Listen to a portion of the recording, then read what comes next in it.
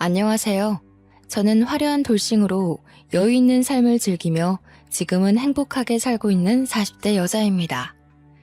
지금이야 저 혼자 잘 먹고 잘 살면 되니까 인생의 모든 것을 즐기고 있지만 불과 몇 년 전에는 저도 남들과 다름없는 며느리 중 하나였습니다. 지긋지긋한 시댁을 가차없이 버리고 나니 정말 행복하더라고요. 그래서 이렇게 사이다 같은 사연 함께 공유하고 싶어서 용기 내서 한번 글을 올려봅니다. 제 이야기를 듣고 공감해주시고 같이 화도내주시고 속 시원함까지 같이 느껴주시기를 바라봅니다. 저는 어릴 때 아버지가 돌아가셔서 홀어머니와 함께 아등바등 살았습니다. 어머니께서 그 시절에 여자 혼자 먹고 살기도 힘든데 딸까지 먹여 살려야 하니 얼마나 힘드셨겠습니까? 다행일지 모르겠지만 아버지께서 회사에서 일을 하시다가 사고로 돌아가신 거라 산재로 취급되어 보상금을 넉넉하게 받았습니다. 그래서 그 보상금으로 야금야금 두 식구가 살다가 어머니께서는 이대로는 안 되겠다 싶으셨는지 가게를 차리셨어요. 제가 대충 고등학교를 졸업할 때쯤 가게를 오픈했는데 우리 어머니라서 그런 게 아니라 정말 손맛은 기가 막히시거든요. 식당 음식이 하나같이 다 맛있으니 입소문이 또 입소문을 타고 점심때는 근처 회사 다니는 사람들이 줄을 서야 밥을 먹을 수 있을 정도로 바빴습니다. 장사가 잘 되니 가게를 확장 오픈했고 가게를 확장한 이후에도 줄이 줄어들지를 않자 2호점, 3호점까지 식당을 크게 늘려갔어요. 일일이 모든 음식을 관리하시느라 우리 어머니는 하루가 어떻게 흘러가는지 모를 정도로 바쁘셨습니다. 저는 대학을 졸업하고 이렇다 할 취업이 되지 않아서 전전긍긍하고 있었습니다. 하필이면 대학 시절 내내 만났던 첫사랑이 먼저 취업이 되고 해외로 발령을 가게 되어 헤어진 상태였습니다. 해외로 발령을 가도 연락만 잘 되면 오래오래 만날 수 있을 거라 생각했는데 어쩜 가자마자 연락이 두절되더라고요.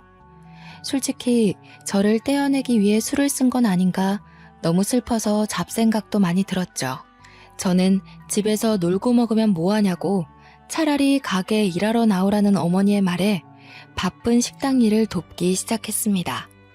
그래도 학교 다닐 땐 싹싹한 성격과 봐줄 만한 외모로 친구들도 많았어서 취업에 실패한 친구들 몇 명 끌고 식당에서 열심히 일을 했어요. 와, 식당 일이라는 게 보이는 게 전부가 아니더라고요. 저를 키우기 위해 이 모든 일을 새벽부터 밤늦게까지 혼자 짊어지고 온 어머니에게 존경심이 들었습니다.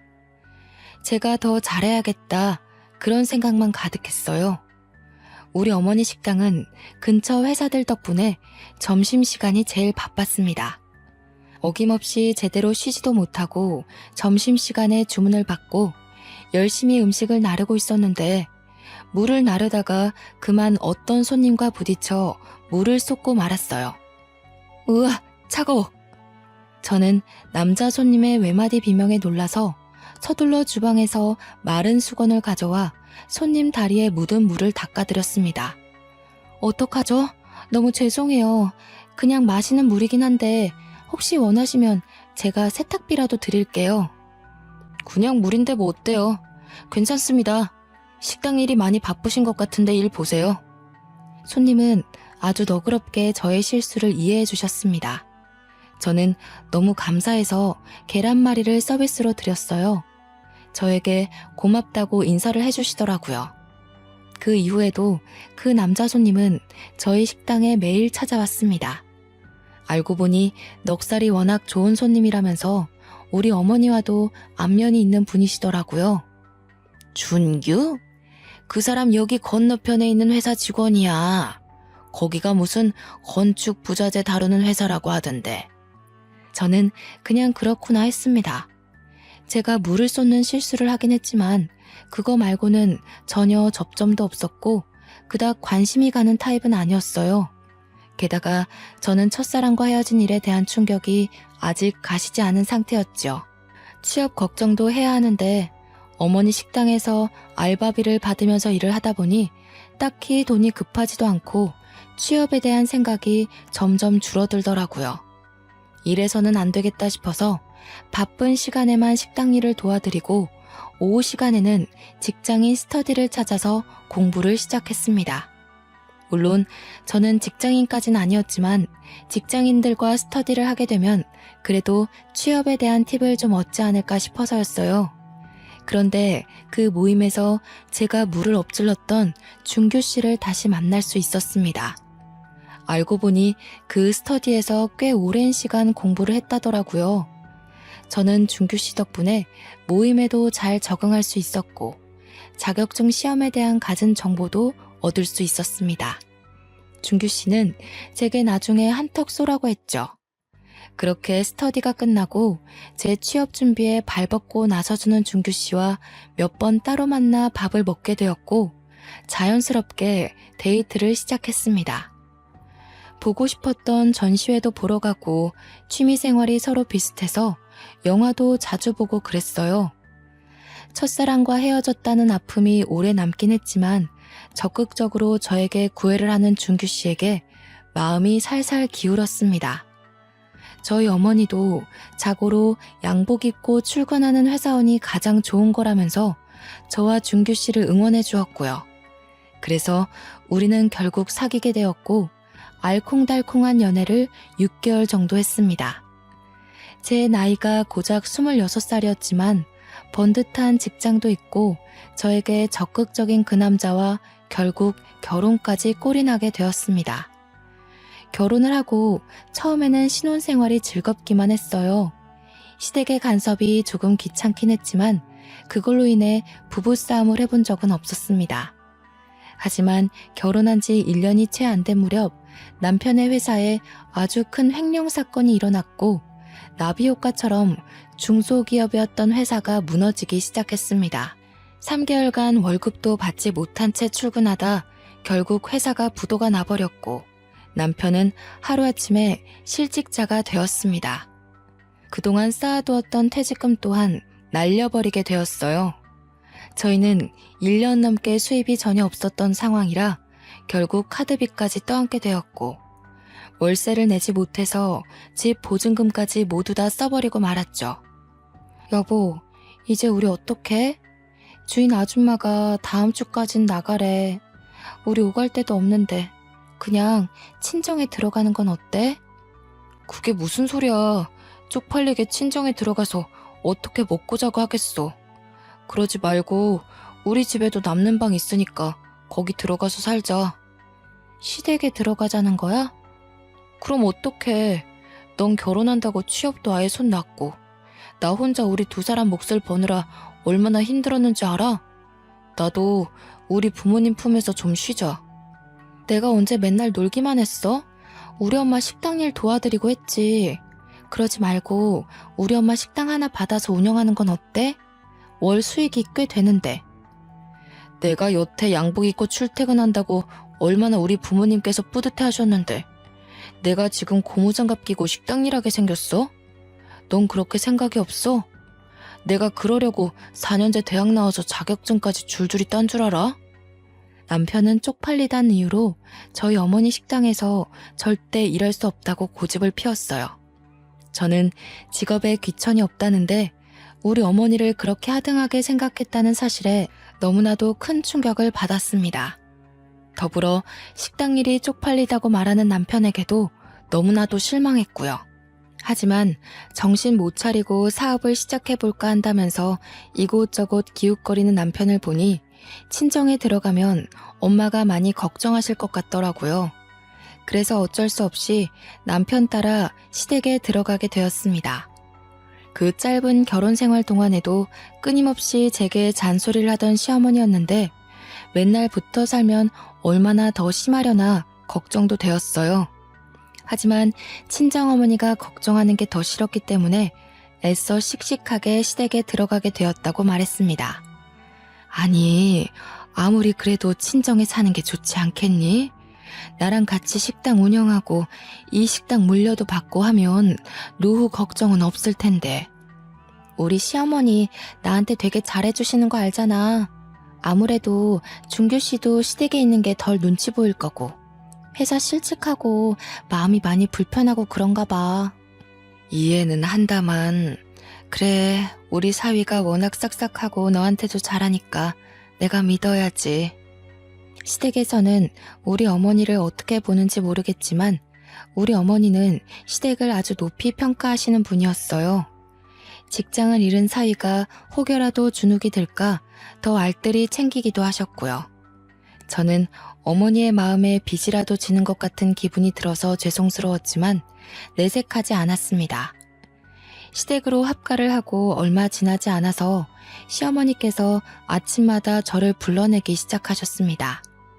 예, 아침밥 차리지 않고 뭐하니? 어제 준규 씨가 늦게까지 술을 마셔서 아침은 안 먹을 것 같아서요. 이따 점심에 콩나물 해장국 끓이려고요. 이게 무슨 말 같지도 않은 소리야? 준규 입만 입이니? 우리는 아침도 먹지 말란 소리야? 저는 솔직히 좀 당황스러웠습니다. 제가 시부모님 아침상까지 차려야 하는 거였을까요? 저도 오전 내내 늦잠을 자고 싶었는데 6시부터 깨워서 아침상을 차리라고 하니 너무 피곤하더라고요. 하지만 제 상을 꼭 받아야겠다고 말씀하셔서 어쩔 수 없이 아침상을 차리기 시작했습니다. 달그락거리는 소리가 시끄러웠는지 저보다 2살 어린 신우가 방에서 나와 빽 소리를 지르더라고요. 아니, 아침부터 왜 이렇게 시끄러워? 지금 밥 차리는 거 사방팔방 소문내는 거야? 신우는 참 버릇이 없었어요. 아무리 그래도 제가 손윗 사람인데 존댓말까지 바라지도 않아요. 그치만 적어도 말은 예쁘게 해야 하지 않겠어요? 앞뒤가 없는 사람처럼 제게 막말을 쏟아내는 부류 중 하나였죠. 나도 밥 먹게 수저 놔줘. 아니, 근데 무슨 반찬이 나물밖에 없어? 순 야채 투성이네. 아, 밥맛 떨어져. 엄마, 나 그냥 안 먹을래. 반찬을 쓱 훑어보더니 반찬이 이게 뭐냐면서 저에게 핀잔을 주고는 화장실로 쏙 들어가 버리더라고요. 아침부터 저는 먹지도 않을 상을 차리는 것도 하나는데 반찬 투정까지 하니까 기분이 확 나빠졌습니다. 한바탕 아침 전쟁을 치르고 나서 방에 들어가 쪽잠에 들었는데 남편이 저를 깨우더라고요. 비몽사몽으로 일어나서 쳐다보니 저보고 해장국을 끓이라고 했어요. 저는 자다 말고 다시 나와 해장국을 끓여서 대접해 주었습니다. 그래도 내 남편인데 어떻게 하겠어요? 나 오늘 사업 같이 할 동업자 만날 거야. 사업에 대한 계획 접은 거 아니었어요? 접긴 뭘 접어. 그러면 평생 여기서 우리 부모님한테 손 벌리면서 살 거야? 그러지 말고 우리 엄마 가게 물려받자니까. 내가 고작 식당 일 일하려고 지금까지 쎄빠지게 공부한 줄 알아? 자꾸 그렇게 못 배운 티 내지 말고 당신도 돈 벌 생각해. 해장국을 후루룩 들이키더니 나갈 준비를 하는 남편을 보면서 서운했습니다. 예전처럼 전시회며 영화며 그런 여유 생활을 즐기자는 건 아니었지만 온통 적밖에 없는 시댁에 저만 덜렁 남겨놓고 나가는 남편이 참 싫었어요.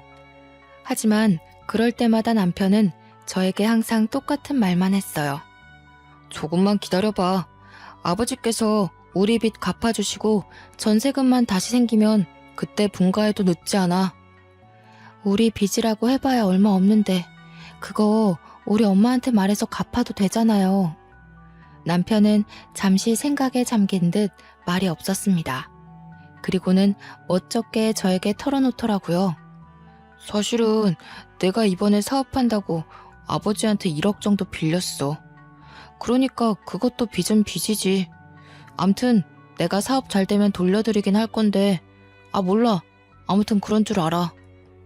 저와 상의 없이 시댁에 손을 벌린 남편이 너무나도 한심했어요. 게다가 무슨 사업을 할 건지 정확하게 정해놓은 것도 없고 아직 시작 단계에도 미치지 못하면서 1억이나 빌리다니요. 철이 없어도 너무 없는 거 아닌가 하는 생각까지 들었습니다. 하지만 늘 불행은 한꺼번에 휘몰아치는 법 아니겠어요? 남편이 같이 동업하려던 회사 사람이 알고 보니 횡령범이었고 남편의 1억도 꿀꺽한 채 사라지고 말았습니다. 남편은 망연자실해서 돌아왔고 이 이야기를 전부 전해들은 시부모님 또한 난리가 났습니다. 당장 돈 내놓으라고 호통을 치는 시아버지 때문에 저희 부부는 그날 바로 돈을 벌기 위해 힘써야 했습니다. 전 친정어머니 가게에 나가 정식으로 일을 배우기 시작했고 남편은 막노동이라도 뛰어야겠다면서 아침 일찍 인력사무소에 출근을 했어요. 저는 아들에게 돈 내놓으라고 막노동까지 시키는 시부모님도 솔직히 이해가 가진 않았지만 사고를 친 건 저인데 어떻게 하겠습니까? 저는 아침 일찍 어머니의 식당으로 출근해서 재료를 사입하는 법부터 차근차근 모든 일을 배우기 시작했어요.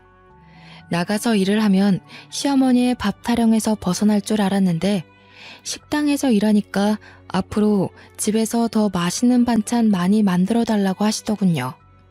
그렇게 일도 하고 남편도 챙기고 거기다가 시부모님의 수발까지 들어야 했습니다.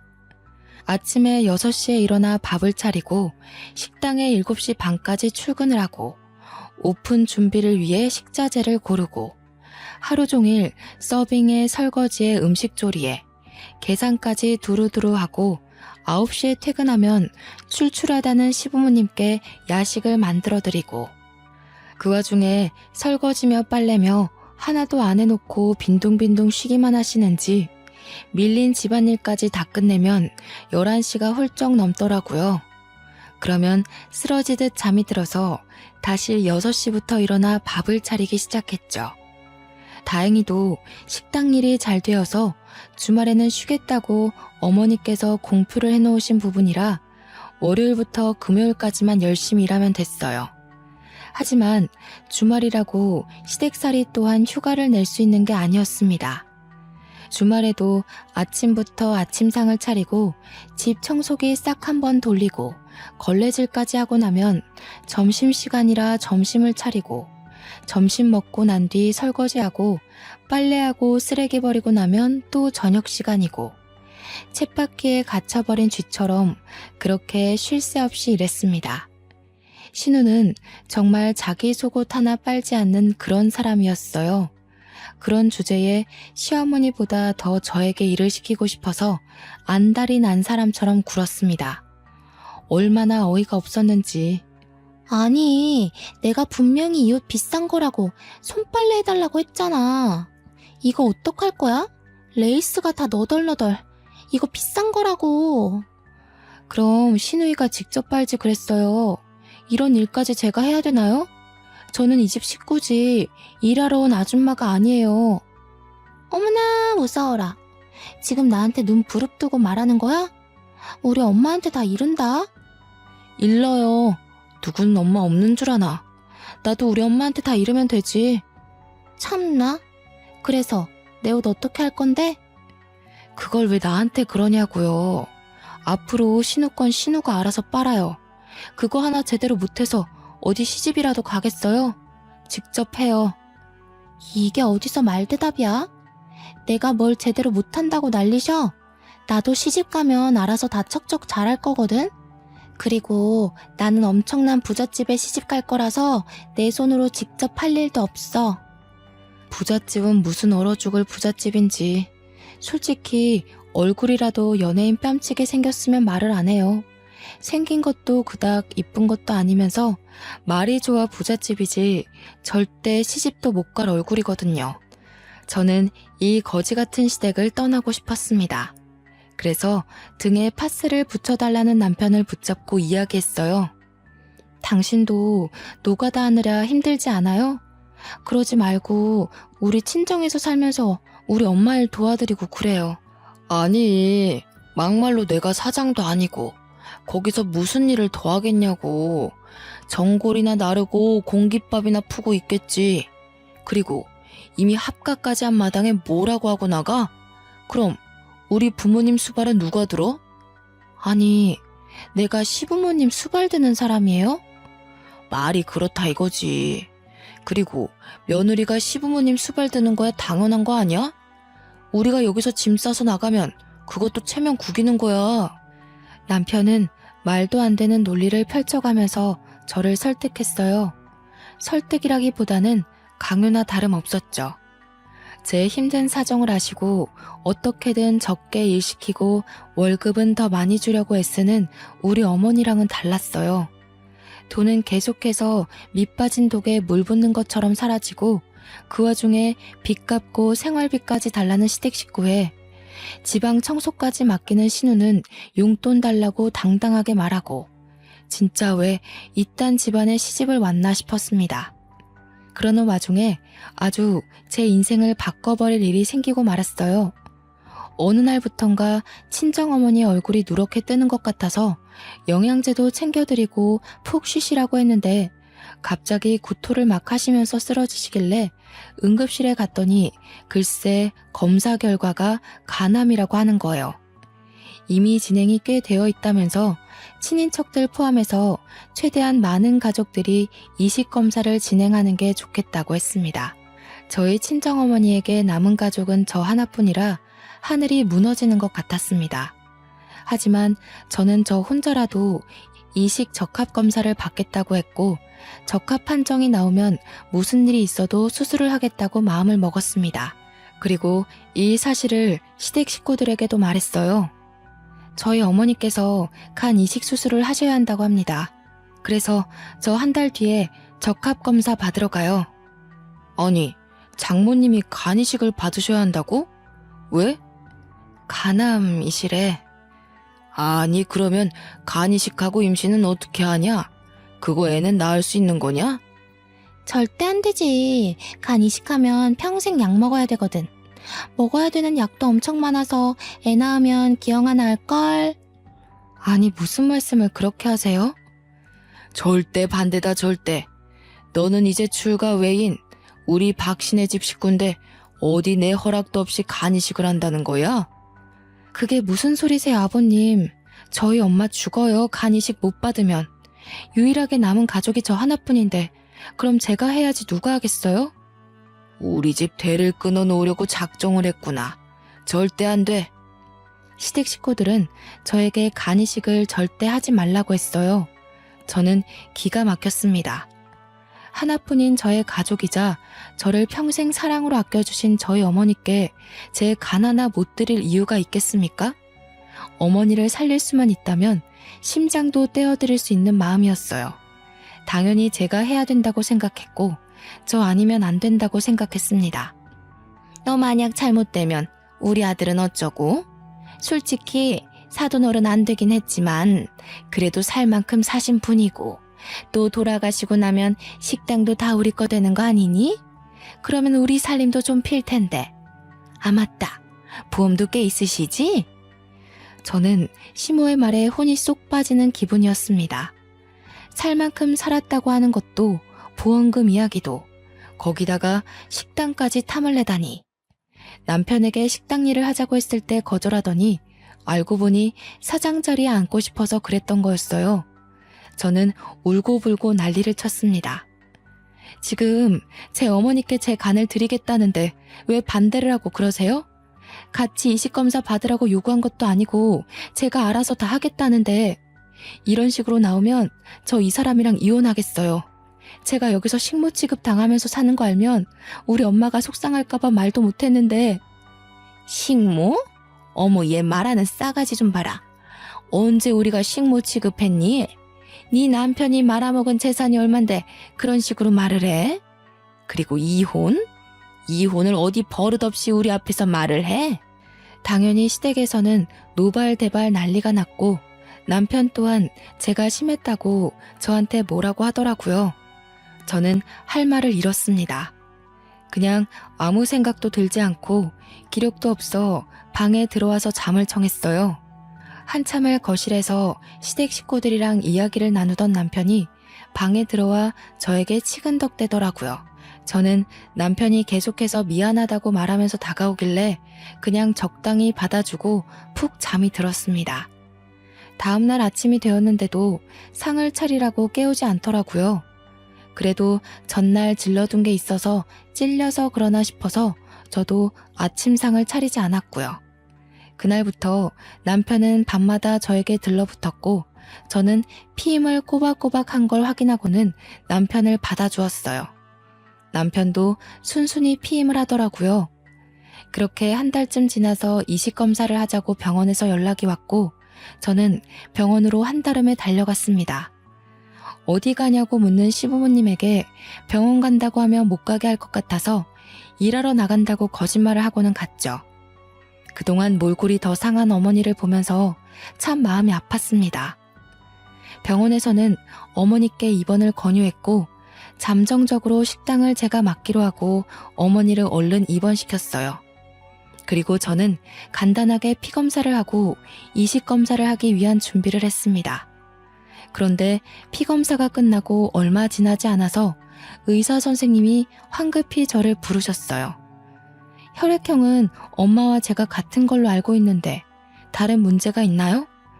혹시 결혼하셨나요? 네, 했어요.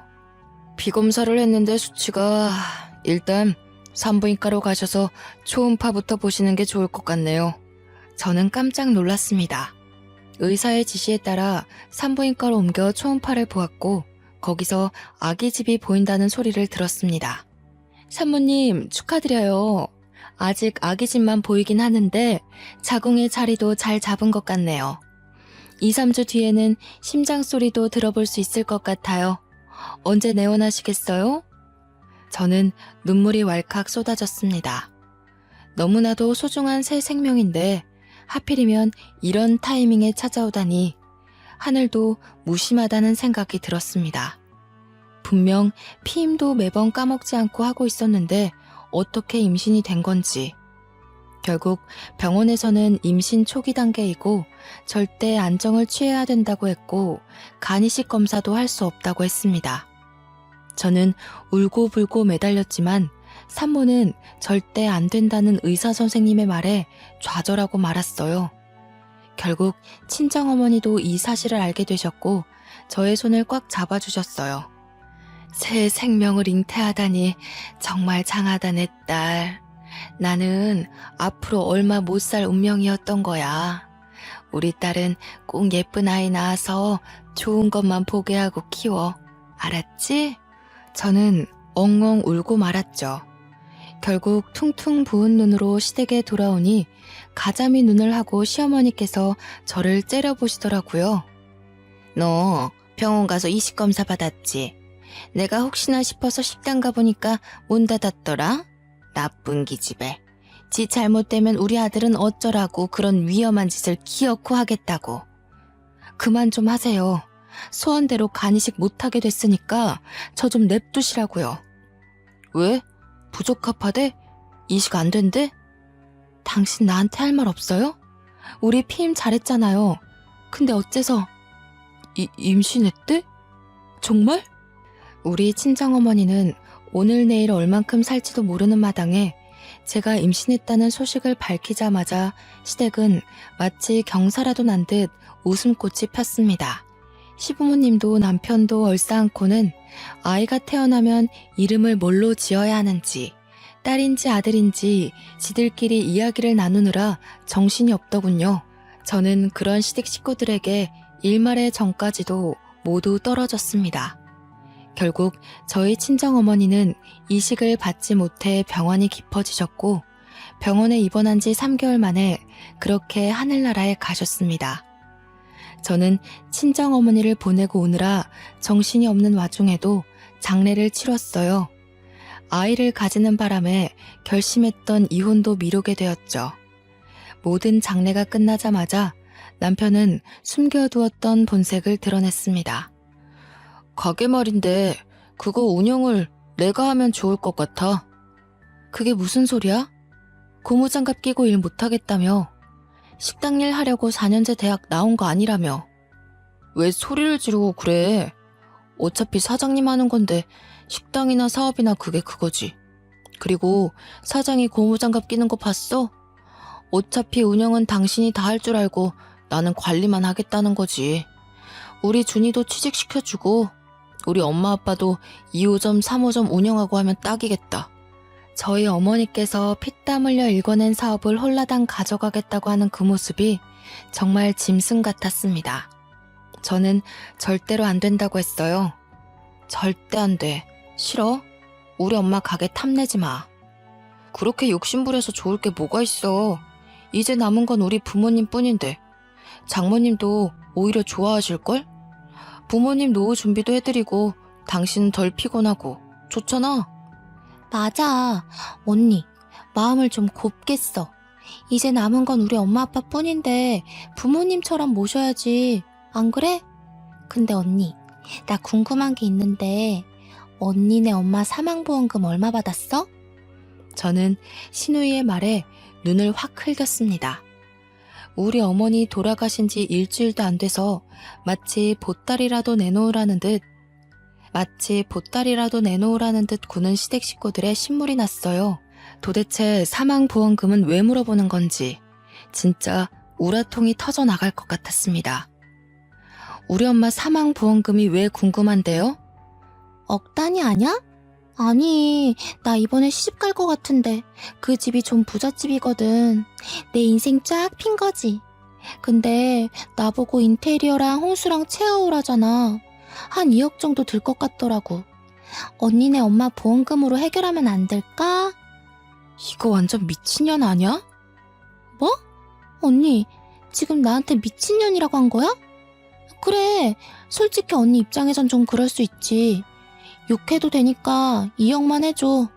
알다시피 우리 엄마 아빠 노후자금을 오빠 사업자금 해줬다가 망한 거 기억나지? 그럼 언니가 해줘야지. 내가 저렴하게 알아보긴 했는데 독일제로 넣으려니까 값이 좀 있긴 하네. 솔직히 하늘에서 지켜보는 사돈어른도 지금 네가 혼자서 돈 꽉 쥐고 있는 것보다 가족한테 쓰는 걸 더 기뻐하실 게다. 그러지 말고 보험금 받은 걸로 한 2억만 해줘라. 당연히 더 있으면 더 줘도 되고. 저는 소리를 꽥 질렀습니다. 화병이 날 것 같아서 가슴을 퍽퍽 때리며 주저앉아 울었습니다.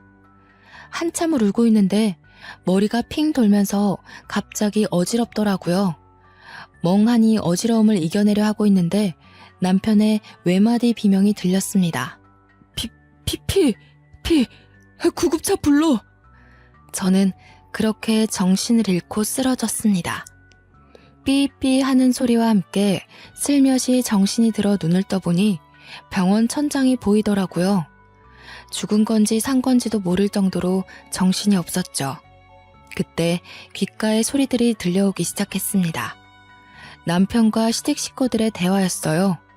저는 잠에서 깬 걸 들키지 않으려 눈을 다시 감았습니다. 진짜 그 타이밍에 애가 딱 들어서서 다행이지. 안 그랬으면 장모님 이식수술 받았겠지? 안 그래도 안 들키게 구멍 잘 뚫어놓았으니 망정이지. 아니 근데 쟤도 참 불쌍한 인생이지 뭐냐. 덕분에 우리 가족한테는 잘 됐지만. 오빠가 호구 하나 제대로 물었지 뭐. 간이식 수술해야 하는 타이밍에 딱 애가 생겨. 친정엄마 죽자마자 애도 유산되고. 저 몸으로 어떻게 식당 운영하겠어? 그러니까 차근차근 식당 뺏어오란 말이야. 그나저나 2억은 주려나? 보험금 대충 알아보니까 그 정도 나온다며? 내가 다 일일이 전화해서 알아봤지. 준이 너 부잣집에 시집가면 오빠 모른 척하면 안 돼. 알지? 걱정 말고 돈이나 잘 챙겨 놓으셔. 대화를 들으면서도 속으로 지금 듣고 있는 게 드라마가 아닌 현실이 맞나 싶었습니다. 이불 밑에서 몰래 휴대폰으로 녹음 어플을 켜서 대화도 다 녹음했어요. 이제 유산도 했겠다. 식당만 잘 인수하면 소원대로 이혼해줘야지. 안 그래도 내가 요즘 진짜 기가 막힌 여자애 하나 물었거든? 얼굴도 이쁜데 몸매도 좋아. 내가 유부남인 거 알면서도 명품백 한두 개 쥐어주니까 나한테 들러붙더라. 바람난 거 안 들키게 잘해. 괜히 책 잡혔다가 빈털털이 되는 수가 있어. 걱정 마. 쟤 전혀 눈치 못 챘어. 아직 쟤 마치 안 깬 것 같은데 우리 커피라도 마시고 오자. 나 목말라 죽겠어. 아니 무슨 유난이라고 온 가족이 다 출동해서 이러고 있어. 빨리 가자. 시댁 식구들이 모조리 다 병실을 나가고 나서야 눈을 떴습니다. 녹음 파일을 재생해보니 아주 선명하게 그들의 파렴치한 행각들이 녹음되어 있었습니다. 저는 눈물만 주룩주룩 흘렸어요. 대충 1시간쯤 지났을까 남편이 돌아왔고 제가 깨어있는 걸 보더니 유난을 떨면서 제 걱정을 하는 척 했습니다.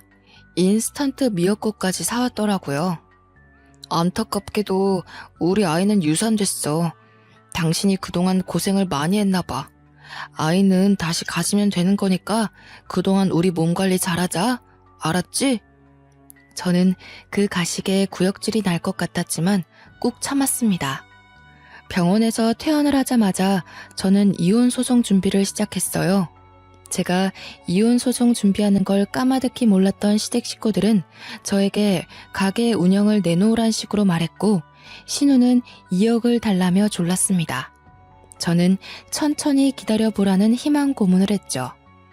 일주일이 넘게 지나고 모든 자료를 변호사님께 넘겼고 소송 준비가 끝났다는 연락이 오자마자 저는 이혼 서류를 들이밀었습니다. 당연히 시댁 식구들은 난리가 났죠. 아니 이게 무슨 짓이야? 이혼이라니. 앞으로 우리 가족이 단단하게 뭉칠 일만 남았는데 이게 무슨 뒤통수니? 저는 아무 말 하지 않고 변호사가 집으로 올 때까지 기다렸습니다. 기다렸던 변호사님이 도착하자마자 소장을 들이밀었고 시댁 식구들은 모두 벙쪄 있었습니다. 변호사님은 소송 시작을 알리면서 위자료 지급에 대해서도 말을 했고 시댁 식구들은 모두 펄쩍 뛰었죠. 얌전한 고양이가 부뚜막에 먼저 올라간다더니 이런 식으로 뒤통수 칠 줄 몰랐네. 나 잘 되라고 2억 달라고 한 게 그렇게 억울했어? 2억이 문제가 아닙니다. 의도적으로 간이식 수술을 방해한 점, 가게 운영권을 협박으로 탈취하려고 한 점, 그리고 남편분의 외도 증거까지 있습니다. 시댁 식구들은 그제서야 오해라면서 저를 달래려고 했지만 저는 강경하게 나갔습니다. 어머니의 사망보험금으로 사둔 빌라에 미리 짐도 다 옮겨두었습니다. 변호사님의 위자료 이야기가 나오자 그제서야 꿀먹은 벙어리가 된 시댁 식구들에게 손가락으로 욕 한번 펼쳐주고 뒤를 돌았죠. 이렇게 가면 어떡해. 내 결혼 어떡하라고. 절대 안 돼. 나 이 결혼 무조건 해야 된단 말이야.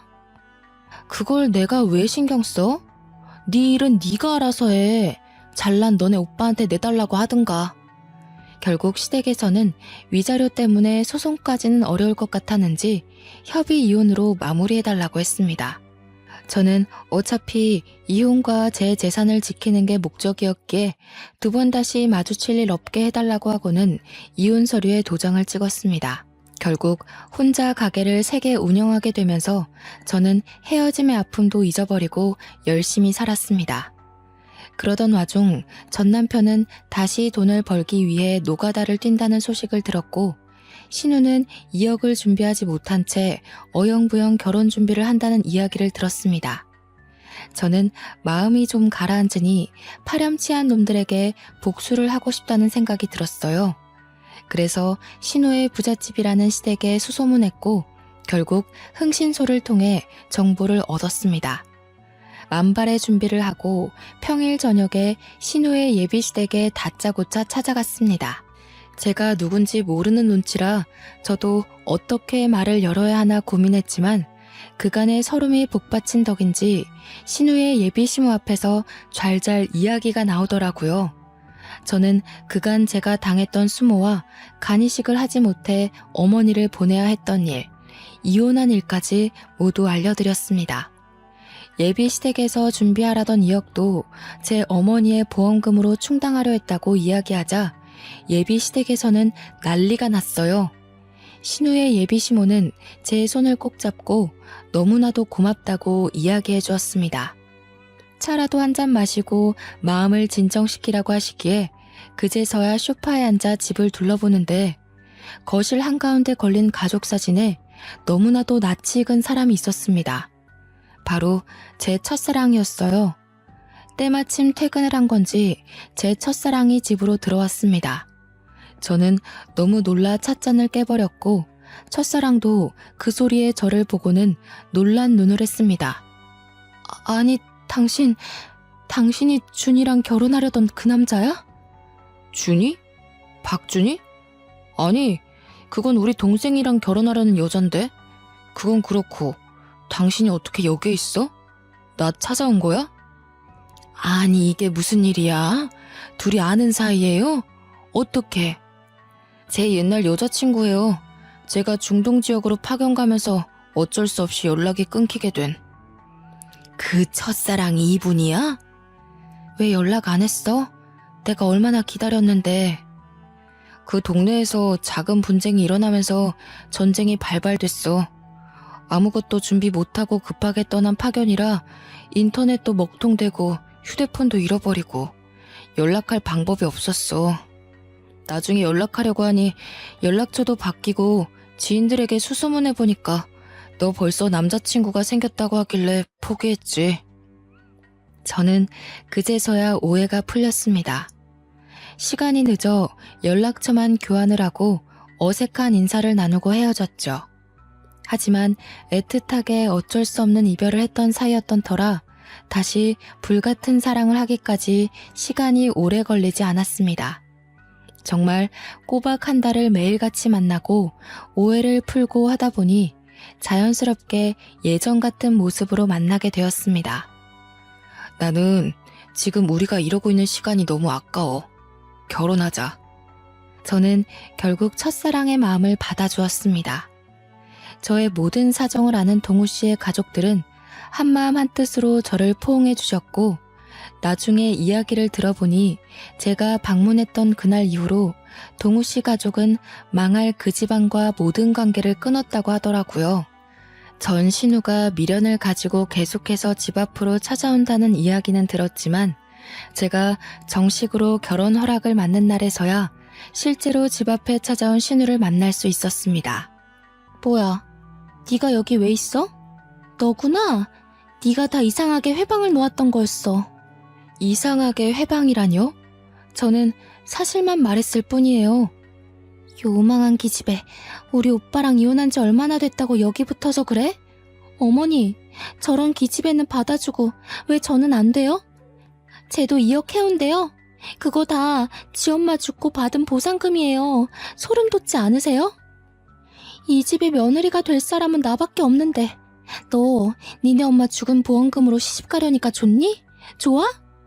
저는 대꾸할 가치가 없어서 무시했지만 예비 시어머니께서는 화가 무척 나셨나 봅니다. 전 신우의 뺨을 정말 짝소리가 나게 치셨어요. 보자 하니까 입에 걸레를 물었나. 뭐 이렇게 더러운 말만 뱉어? 우리 며느리 사정 다 알아서 아무것도 해오지 말라고 했다. 네가 마음에 안 들어서 일부러 무리하게 2억을 혼수로 해오라고 했던 거야. 어디 뱁새가 황새를 따라가려고 가랑이를 찢어?